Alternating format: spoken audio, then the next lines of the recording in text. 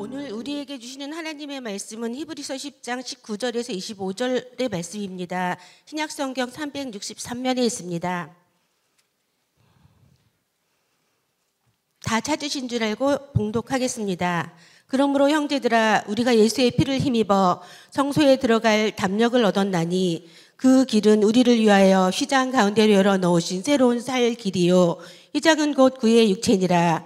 또 하나님의 집 다스리는 큰 제사장이 계심에 우리가 마음의 뿌림을 받아 악한 양심으로부터 벗어나고 몸은 맑은 물로 씻음을 받았으니 참 마음과 온전한 믿음으로 하나님께 나아가자. 또 약속하신 이는 미쁘시니 우리가 믿는 도리의 소망을 움직이지 말며 굳게 잡고 서로 돌아보아 사랑과 선행을 격려하며 모이기를 패하는 어떤 사람들의 습관과 같이 하지 말고 오직 권하여 그날이 가까움을 볼수록 더욱 그리하자. 아멘. 가톨릭 교회에서는 지금도 고해성사를 합니다. 고해성사가 뭔 줄 아십니까? 어떤 사람이 죄를 졌어요. 죄를 짓게 되어지면 그 죄의 문제를 가지고 신부에게 찾아가서 내가 언제 어떤 죄를 졌습니다 라고 고백하는 거예요. 그러면 신부가 그 사람에게 적당한 죄에 관한 벌을 줍니다. 그리고 시행하라고 그래요. 그렇게 되면 그 죄가 용서받는다라고 하는 것이 고해성사입니다. 우리 한번 생각해 보자고요. 신부가 어떤 사람의 죄를 용서해 줄 수 있습니까? 제가 여러분의 죄를 용서해 줄 자격이 있습니까? 사람이 사람의 죄를 용서한다는 것은 불가능합니다. 있을 수 없습니다. 그러면 우리의 죄를 용서할 수 있는 분은 누굴까요? 바로 예수 그리스도뿐인 줄 믿습니다. 아멘. 오늘은 508주년 종교개혁 기념주일입니다. 오후에는 이를 기념하는 학술 세미나가 우리 교회에서 진행되겠지만 우리는 오늘 중세 가톨릭 교회의 부패와 타락에 맞서서 오직 성경, 오직 믿음, 오직 은혜를 부르짖으면서 주님의 몸된 교회를 올바로 세웠던 개혁자들의 믿음 그리고 헌신을 기억해야 할 것입니다. 오늘 그 본문은 우리가 죄를 짓게 되어지면 신부에게 가서 죄를 고하는 것이 아니다라고 하는 것을 분명하게 못 받고 있습니다. 19절을 볼까요? 그러므로 형제들아, 우리가 예수의 피를 힘입어 성소에 들어갈 담력을 얻었나니. 아멘. 그러므로 여러분, 우리에게 고해성사라는 중간 단계는 필요가 없는 겁니다. 우리에게 필요한 것이 있다면 오직 믿음뿐입니다. 아멘. 그러면 중간 단계를 거치지 않고 어떻게 하면 하나님 앞에 직접 나갈 수 있는 길이 열리게 된 것일까요? 또 그 길을 걷는 사람들은 어떤 축복을 받고 또 우리는 무엇을 하며 살아가야 할까요? 시간 말씀을 전할 때 주님의 음성을 듣는 축복의 시간 되어지기를 예수님 이름으로 축원합니다. 아멘. 첫 번째, 우리에게는 예수 그리스도의 십자가 능력으로 하나님 앞에 직접 나가는 길이 생기게 되었습니다. 아멘. 본문 19절 말씀을 다시 한번 볼까요? 그러므로 형제들아, 우리가 예수의 피를 힘입어 성소에 들어갈 담력을 얻었나니. 아멘. 예수님의 십자가 사건 이전에는 그랬어요. 예수님의 십자가 사건 이전에는 아무나 하나님 앞에 나갈 수 없어요. 하나님 앞에 나갈 수 없었지만 십자가 사건 이후에 우리는 하나님 앞에 나갈 수 있는 특권을 얻었다라고 하는 이야기입니다. 아멘. 우린 여기서 잠깐 구약시대의 성막에 대해서 살펴볼 필요가 있습니다. 출애굽기 26장 이하에 나오는 성막은요, 애굽에서 탈출했던 이스라엘 백성들이 광야에서 하나님께 제사 드리던 장소였습니다. 성막을 일반적으로 크게 세 가지로 분류할 수 있는데, 맨 바깥에 있는 성막들, 그리고 그 다음에 성소, 그 다음에 지성소입니다. 여기서 주목해야 될 것은 휘장이라고 하는 것인데요, 휘장은 성소와 지성소를 나누는 커튼이에요. 성소와 지성소를 나누는 커튼으로 이 지성소에는 아무나 들어갈 수 없었어요.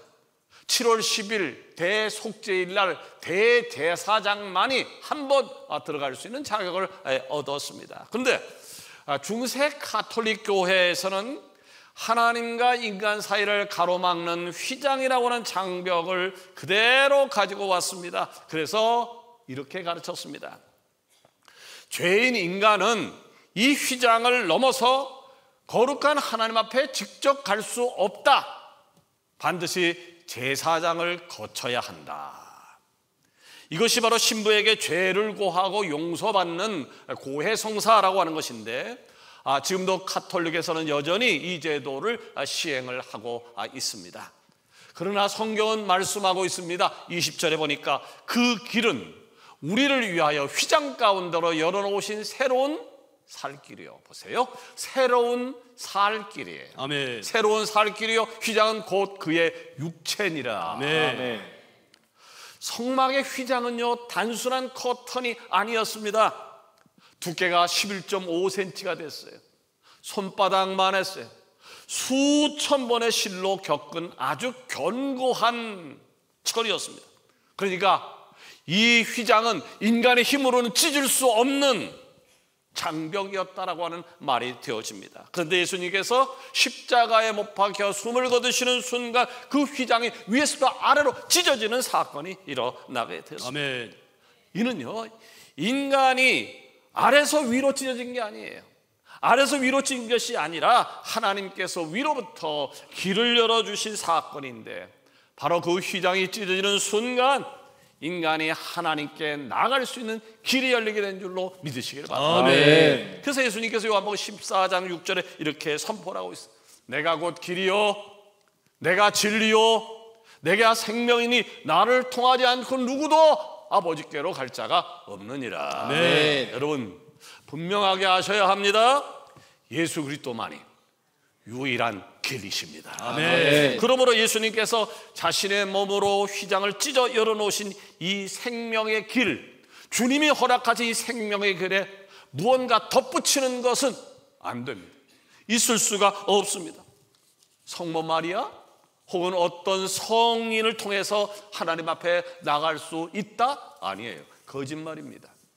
아니면 신천지나 통일교 교주를 통해서 하나님 앞에 나갈 수 있다? 예, 새빨간 거짓말입니다. 사랑하는 여러분, 고해성사나 교황을 통하는 것이 아니라 예수 그리스도의 피를 힘입어서 하나님 앞에 나가 예배하고 기도하고 찬송할 수 있음을 믿으시기를 바랍니다. 아멘. 이것이 바로 1517년 10월 31일 날 일어난 종교개혁의 위대한 유산이요 축복일 것인데, 이 모든 것을 확신하고 누리는 축복이 여러분 가운데 넘치기를 원합니다. 아멘. 두 번째로, 휘장을 넘어서 하나님께 나가는 자는 영육이 강건해지는 축복을 얻게 되어질 것입니다. 아멘. 이렇게 예수님께서 찢어놓은 휘장을 넘어서 담대하게 하나님 앞에 나가는 자에게는 어떤 일이 발생하는 것일까요?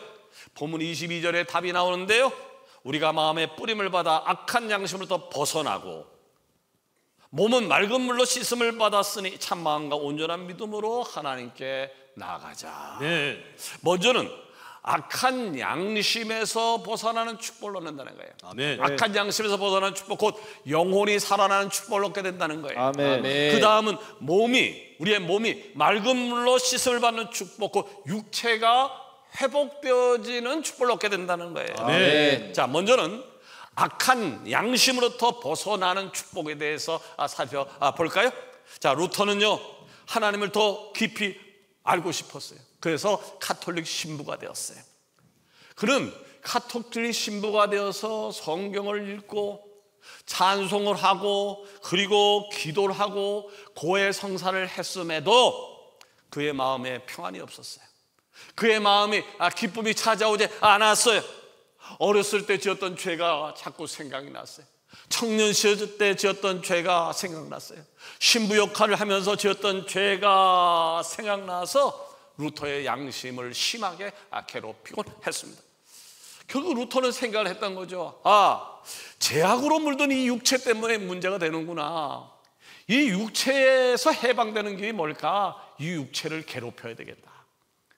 이 육체를 학대해야 되겠다, 그러므로 해서 내가 평안을 얻어야 되겠다라고 하는 생각에 사로잡히게 되었습니다. 이에 루터는 어떤 행동을 취하지 아십니까? 로마에 있는 성 베드로 성당 계단이 28개 계단이었는데 이것을 무릎으로 기어 올라가기를 시작을 했습니다. 여러분, 성한 발로 계단을 오르는 것도 쉽지 않은데 무릎으로 계단을 기어 올라간다고 생각해 보세요. 얼마나 힘들까요? 얼마나 아플까요? 피로 얼룩졌고 그리고 고통이 밀려왔습니다. 루터는요, 무릎으로 돌계단을 올라면서 이렇게 기도를 했어요. 하나님, 죄죄를 용서해 주십시오. 하나님, 죄죄를 용서해 주십시오. 그러니까 무릎으로 계단을 오르게 되어지면 육체적 고통이 많으니까 하나님이 나를 불쌍히 여기서 내 죄를 용서할 것 같은 거예요. 그래서 하나님, 내가 무릎으로 이렇게 올라가는 고통을 맛보고 있는데 제발 내 죄를 용서해 주십시오 라고 기도했습니다. 그의 무릎에서 피가 흘렀어요. 돌계단을 묽게 물었지만 이상하게도 마음의 죄책감이 사라지지 않는 것이었습니다. 루터는 이것 때문에 굉장히 괴로워했습니다. 결국 루터는 모든 것을 포기하고 중단하고 고향으로 돌아갑니다.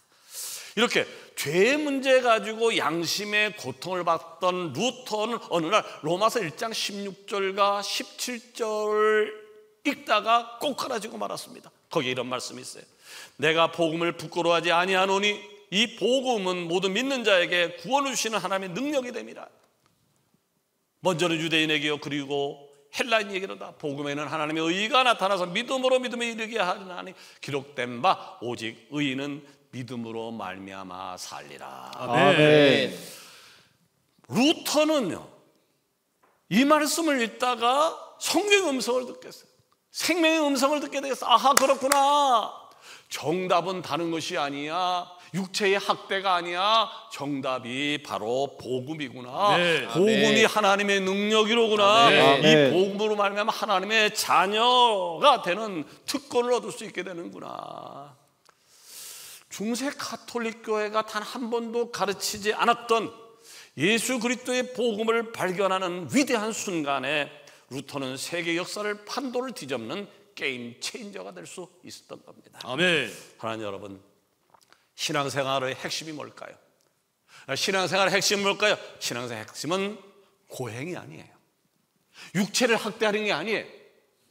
신앙생활의 핵심은 믿음임을 아시기를 바랍니다. 아멘. 내 노력 가지고 내가 무언가를 해서 휘장을 뚫는 게 아니에요. 휘장을 넘어가는 것이 아니라 바로 예수님의 피를 믿음으로 휘장을 넘어가는 것입니다. 아멘. 이제 루터는 몸을 괴롭히는 고행을 통해서 하나님 앞에 나가는 것이 아니라 믿음으로 구원받는 것이구나 라는 진리를 확신하는 순간 그동안 자기를 괴롭게 하던 죄의 문제와 고통의 순간이 순식간에 사라짐을 확인하게 되었습니다. 이에 그는 예수님의 보혈로 죄사함을 받고 천국 백성이 되었다라고 하는 기쁨과 감격의 눈물을 흘리면서 하나님을 찬양할 수 있었고, 그리고 그의 사역에 온전히 답할 수 있었습니다. 로마서 8장 14절에서 15절은 이렇게 말씀하고 있어요. 무릇 하나님의 영으로 인도함을 받는 사람은 곧 하나님의 아들이라. 너희는 다시 무수하는 종의 영을 받지 아니하고 양자의 영을 받았으므로 우리가 아빠 아버지라고 부르짖느니라. 아멘. 그렇기 때문에 오늘 예배하는 우리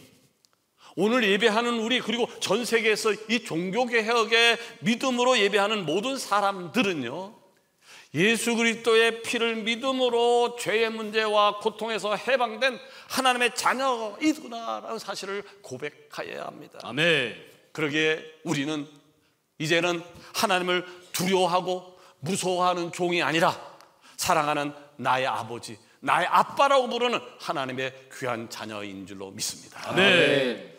근데 어떤 분은 기도할 때 자기 가슴을 두드리면서 이렇게 이야기해요. 하나님, 나는 죄인입니다. 나는 벌레만도 못합니다. 잘못된 기도인가요? 아니에요. 옳은 기도예요. 나는 죄인이죠. 벌레만도 못한 자이죠. 근데 문제는 기도할 때마다 이것을 꺼내는 거예요. 기도할 때마다, 오늘도 기도할 때마다 하나님, 나는 죄인입니다. 나는 벌레봐도 못합니다. 다음 주에 기도할 때도 하나님, 나는 죄인입니다. 벌레만도 못합니다. 1년이 지났는데도 하나님 나는 죄인입니다. 벌레만도 못합니다. 아니에요. 내가 죄인임을 깨달았다면 예수님의 십자가의 보혈로 내가 고백한 내 죄의 문제가 해결된 것입니다. 아멘. 바로 이것이 종교개혁의 믿음일진데 이 기쁨과 감격이 오늘 2부 예배드리는 여러분 가운데 넘치기를 원합니다. 아멘. 계속해서 본문 22절을 볼까요? 우리가 마음의 뿌림을 받아 악한 양심으로부터 벗어나고 몸은 맑은 물로 씻음을 받았으니. 무슨 말씀인가요? 종교개혁의 믿음으로 악한 양심에서 벗어난, 예수를 믿음으로 구원을 받는다라고 하는 이 악한 양심을 벗어난 사람은, 잘 들으세요, 육신도 회복될 수 있다는 거예요. 아멘. 마치 맑은 물로 깨끗하게 목욕을 한 것처럼 말이죠. 요한 3서 1장 2절을 볼까요? 사랑하는 자여, 내 영혼이 잘된 같이, 내 영혼이 잘된 같이, 내 영혼이 잘된 같이. 보세요, 영혼이 하나님과 나와의 관계가 잘된 같이 범사에 잘 되고 강건하기를 간구하노라. 아멘. 영혼의 문제가 잘 돼야 된다는 거예요. 하나님과 나 사이의 문제가 잘 되어지면 건강의 문제, 여러분이 원하는 사업의 문제, 직장의 문제, 나가서 자녀의 문제까지도 해결되어진다는 거예요. 아멘. 그런데요, 이걸 반대로 생각하는 분이 있어요. 성경이 우리에게 가르쳐주는 아주 중요한 팩트는 하나님과 나와의 관계가 되어지면 다른 것은 절로 풀린다는 거예요. 아멘. 아멘이 터져 나와야 돼요. 자, 다시 한번 할까요? 하나님과 나와의 관계만 잘 되어지면 다른 것은 절로 풀리는 거예요. 아멘. 믿습니까? 아멘. 그런데 이걸 반대로 생각하는 사람이 있어요. 어떻게 생각하는 줄 아십니까? 육신의 문제, 곧 먹고 사는 문제를 해결하고 난 다음에 내가 영혼의 문제, 하나님과 나와의 문제를 풀어보겠다라고 생각하는 거예요. 불가능합니다. 안 되는 겁니다. 자, 애들이 조금 더 크게 되어지면, 직장에서 진급을 하게 되어지면, 사업이 잘 되어지게 되어지면, 내가 원하는 바가 해결되어지면 그 다음에 신앙생활 잘할게요, 예배 잘 드릴게요, 봉사할게요, 전도할게요. 아셔야 돼요, 그날은 스스로 오지 않습니다. 여러분이 그렇게 원하는 그날은 스스로 오지 않습니다. 문제가 있는 분들 하나님께 먼저 나오는 은혜가 있기를 원합니다. 아멘. 그러면 하나님이 형편을 바꿔주시는 것이고 길을 열어주시는 겁니다. 아멘. 다시 한번 오늘 주시는 말씀을 마음판에 새기십시오. 우리가 마음의 뿌림을 받아 악한 양심으로부터 벗어나고 몸은 맑은 물로 씻음을 받았으니. 아멘. 사랑하는 여러분, 휘장을 넘어 담대하게 하나님께 나가서 영혼과 육체가 회복되어지고 강건해지는 축복의 주인공이 되어지기를 원합니다. 아멘. 세 번째로 영육의 강건함으로 모이기에 힘써야 합니다. 아멘. 모이기에 힘써야 합니다. 자, 우리가 고해성사라는 중간 단계를 거치지 않게 되었다. 얼마나 감사해요. 만약 고해성사는 제도가 지금 있었다면 제가 너무 힘들었을 것 같아요. 박사님 나한테 나와야 돼. 지난주에 부부싸움 했잖아. 그 얘기를 한테 해야 돼. 일일이 이걸 다 내가 얼마나 피곤하겠어요, 얼마나 힘들겠어요. 근데 우리는 고해성사라고 하는 이 중간 단계를 거치지 않고 예수님의 피를 힘입어서 담대히 하나님에게 나갈 수 있는 길이 열렸다고 성경은 말하고 있는데, 이것이 바로 종교개혁의 본질이에요. 그러니까 종교개혁이 일어나기 전까지는 가톨릭 교회가 잘못 가르쳤다고, 엉터리를 가르쳤다고, 신부들의 욕심을 채우느라 성경을 곡해했다고. 그러면 우리가 영육이 강건하다, 하나님과 나와의 관계가 잘 됐다, 그렇게 되어지면 무엇을 해야 될 것인가, 이제는 무엇을 해야 될 것인가에 대해서 생각해 볼 필요가 있겠죠. 24절에 보니까 서로 돌아보아 아멘. 사랑과 선행을 격려하며. 아멘. 그렇습니다. 교회 공동체는요, 나 혼자 예배드리는 것이 아니에요. 나 혼자 국수 먹은 다음에 나 혼자 집에 가는 곳이 아니에요. 여기는 서로 돌아보는 거예요. 아멘. 서로 김 집사가 이번 주일에 교회 안 왔던데 왜 안 왔지? 아무개 청년이 지난주에 잘 보이더니 요새 잘 안 보인다. 중학교 3학년에 그 아이가 어디 아픈가? 이렇게 잘하고 있는지 관심을 갖고 서로 사랑하고 격려하고 돌보는, 이것이 바로 교회 공동체입니다. 25절에 또 우리가 해야 될 일을 권면하고 있는데, 거기 보니까 모이기를 패하는 어떤 사람들의 습관과 같이 하지 말고 오직 권하여 그날이 가까움을 볼수록 더욱 그리하자. 아멘. 종교개혁 신앙은요, 나홀로 신앙이 아니에요. 네? 나홀로 신앙이 아니. 루터가 성경을 혼자 깨달았지만 그는 혼자 신앙생활 하진 않았습니다. 개혁은 뭐냐? 공동체의 회복. 아멘. 아멘. 개혁한다는 것은요, 입으로 하는 게 아니에요. 공동체, 나 혼자만이 아니라 더불어 함께 공동체의 회복이었습니다. 그래서 히브리서 기자는 이야기를 합니다. 모이기를 패하는 어떤 사람의 습관처럼 하지 말아라. 더욱 모이기를 힘쓰는 사람이 되어야 된다. 오늘 우리가 이렇게 모여서 예배하고 기도하고 찬양하는 이유가 무엇입니까? 이유는 예수님이 휘장을 찢으시며 열어놓으신 그 길을 더불어 가자는 거예요. 아멘.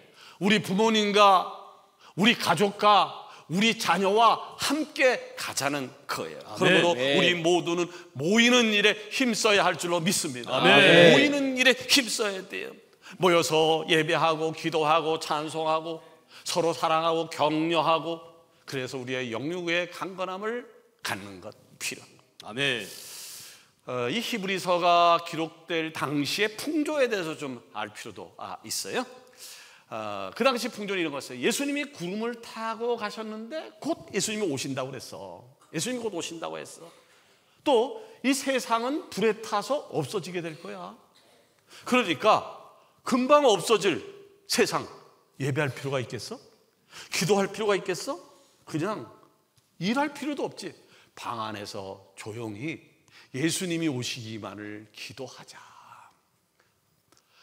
왜 히브리서 기자는 모이기를 패하는 어떤 사람처럼 하지 말라고 했을까요? 바로 이런 사람들 때문이었어요. 일할 생각도 안 해요. 흙방에 처박아서 기도만 해요. 예배 나가 교회 나갈 생각도 안 해요. 집에서 기도만 할 생각. 이런 사람들에게 모이기를 패하는 사람처럼 살지 말라라고 권면하고 있는 겁니다. 제가 지지난주에 선택에 대한 문제를 말씀을 드린 바 있어요. 선택 얼마나 중요합니까? 오늘도 여러분 교회 나갈까 말까 선택하고 오신 거죠. 오늘 학술제 참석할까 말까 선택하실 거죠.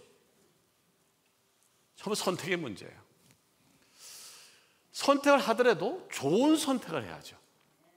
나쁜 선택을 하면 안 되는 거예요. 선택 하나가, 습관 하나가 운명을 바꾸고 역사를 바꾸는 겁니다. 아멘.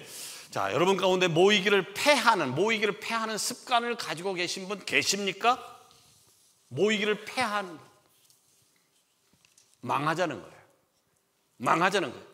그런데 그 망함이라고 하는 것은 나 혼자 망하면 되는데, 내가 망하면 내가 망하는 끝나는 게 아니라 나와 연결되어서 내 가족의 주변 사람들이 같이 망하게 됩니다. 예수님을 나의 구주로 고백하는 사람들 중에서, 예수님을 안 믿는 사람 말고요, 예수님을 나의 구주로 고백하는 사람 중에서 주일 예배만 한 번 나오는 사람이 있어요. 예수님을 나의 구주로 고백하면서도 다른 예배를 귀하게 여기지 않는 사람이 있어요. 잘 안 지십니까? 잘하는 겁니까? 물론 주일날인데도 불구하고 주일 예배도 안 드리는 사람보다는 1000번, 10,000번 잘하는 거예요. 그러나 좋은 선택은 아닙니다. 좋은 습관은 아닙니다. 교회 일찍 오시자마자 뒷자리를 향해서 가시는 분이 있어요? 오시자마자 2층으로 가시는 분이 있어요? 안 나오신 것보다는 잘한 거지만 좋은 선택은, 좋은 습관은 아닙니다. 여러분의 건강이 있고 재물이 있고 능력이 있습니까? 자, 내게 건강이 있고 재물이 있고 능력이 있어. 이 모든 것을 하나님께서 주신 것이라고 믿는다면 하나님 나라를 위해서, 주님의 몸된 교회를 위해서 사용하는 것이 옳은 선택 아니겠습니까? 아멘. 아멘. 이제 서강의 지체는요, 모이기를 패하는 어떤 사람들의 잘못된 습관에서 벗어나서 힘써 모이고 기도하고 찬송하는 거룩한 습관, 하나님 나라를 이루는 습관으로 변화되어지는 축복이 있기를 원합니다. 아멘. 이것이 바로 종교개혁자들이 우리에게 전해준 위대한 신앙의 유산입니다. 말씀을 마치려고 합니다. 우리에게는 더 이상 신부를 통한 고해성사 필요가 없습니다. 왜냐하면 예수님께서 십자가에 못 박혀 죽는 순간 우리를 가로막고 있는 휘장을 찢어 놓으셨기 때문입니다. 아멘. 그러므로 이제 우리는 담대하게 예수 그리스도의 피를 의지해서 하나님 앞에 나가기만 하면 되어지는 겁니다. 아멘. 그 길 위에서 영혼이 회복되어질 것이고 몸이 건강해지는 것이고 사랑과 선행으로 서로를 세우는 교회를 만들게 되어지는 공신이 될 줄로 믿습니다. 아멘. 서강의 모든 성도들이 휘장을 넘어 하나님께 나아가는 이 시대에 참된 개혁자들이 다 되어지시기를 예수 그리스도 이름으로 축원합니다. 아멘. 기도하십시다.